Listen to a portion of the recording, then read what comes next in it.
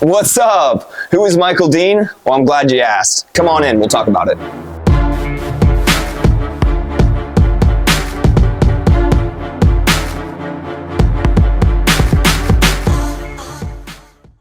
My name is Michael Dean Johnson. I'm 27 years old.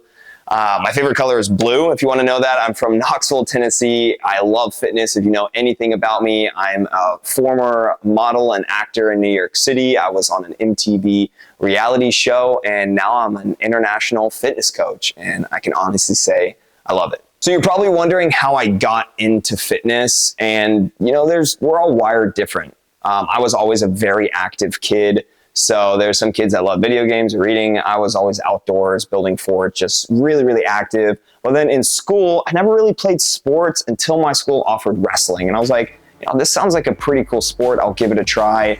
I was about 10 years old when I started wrestling.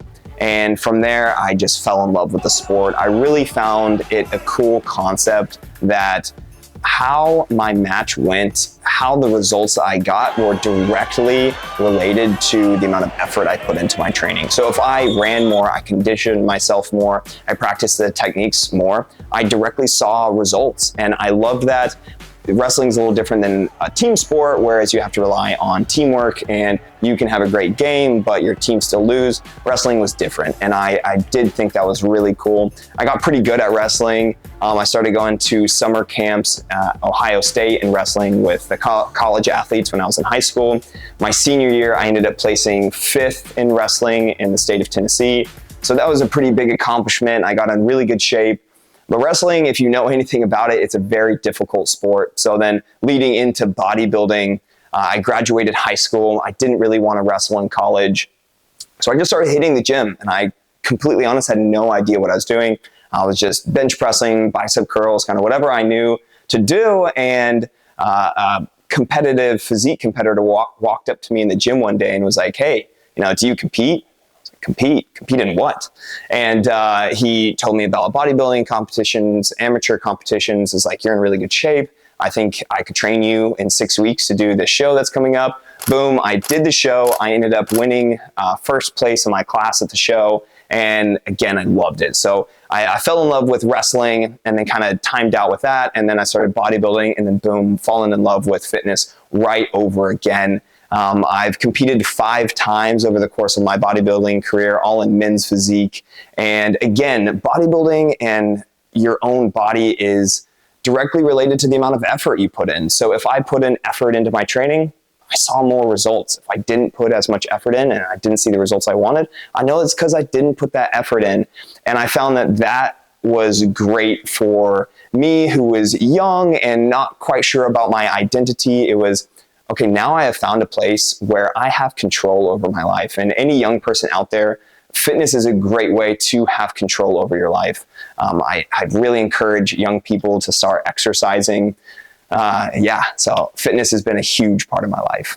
So it's definitely true that whatever avenue you're going in life, you don't really know what's going to come of it. When I was competing and doing bodybuilding, I thought that was going to be the limit for me, and I was just going to keep doing that. And then I went and did a show in Chicago. There was a modeling scout there. He offered me a contract to come to New York, live in New York, do some modeling.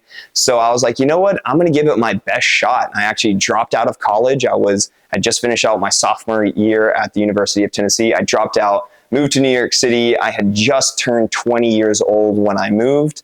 I had absolutely no idea what I was doing. But I was like, hey, I've made it this far in sports and bodybuilding where I just have this drive and I'm going to follow it. And so I went to New York City, and to be completely honest, I thrived there. I found that with those same principles I had worked early on, that the more effort I put in, the more fruit I see. I found that any job that I was at, I was going to be the hardest worker there.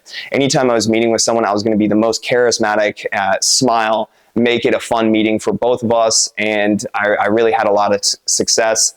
I've been on a show called Watch What Happens Live with Andy Cohen. I've been on the show over 20 times. He has a little segment on the show where he has 2 celebrities where they're kind of talking about celebrity gossip and stuff like that. And then there's someone behind the bar that kind of has to do with the theme of the show for that night. So I was the shirtless, sexy bartender back there about 20 times, a little over, and got to meet some celebrities. And it's very cool to find out, okay, what celebrities are pretty cool and which ones have some pretty sour attitudes. I won't say that on this video, but you know who you are out there. So I did a little bit of TV stunt on live TV with that, several commercial jobs, whether it be DIRECTV or a Ford car company commercial. Did a lot of stuff like that. And then I got reached out to by a casting director for the show, Are You the One? Come here. Oh, wow. I ended up making it all the way through, going on the show in 2017, went on the show in June and filmed that all summer, and it was a blast. My reality TV experience, I had so much fun. I did feel like because I dropped out of college, maybe I lost out on a little bit of the college experience, if you will, and so being on the reality show was a lot of fun. It is out on Netflix. Are You the One? Season 6 was the season that I was on, so you can go watch that. I was 21 years old, so you'll see a different version of me having some fun on the show, but it was a blast. I made some great connections with people I still talk to, and as I said earlier in this video, you do not know the path that you're on and what is going to come from it. So many times an opportunity came up for me, and I said, I'm going to take this opportunity and I'm going to give it my all. So I did that with the reality show. I really put my whole heart into it. I opened myself up to the world, and which was a scary thing at the time. I really tried to find love on the show. I did not end up connecting with anyone on the show long term, but my wife, Cassie, now, at the time we did not know each other, she was watching the show on TV, recently gone through a breakup, eating ice cream with her girlfriends, watching the show. They put my Instagram handle up on the TV, and she's like, I'm going to send this guy a DM. I was back in New York at the time that the show was airing. She was also living in New York. Sent me a message. Boom, we go on a date. Love at first sight. I can honestly say that. She walked in and I was just floored. We had a great date.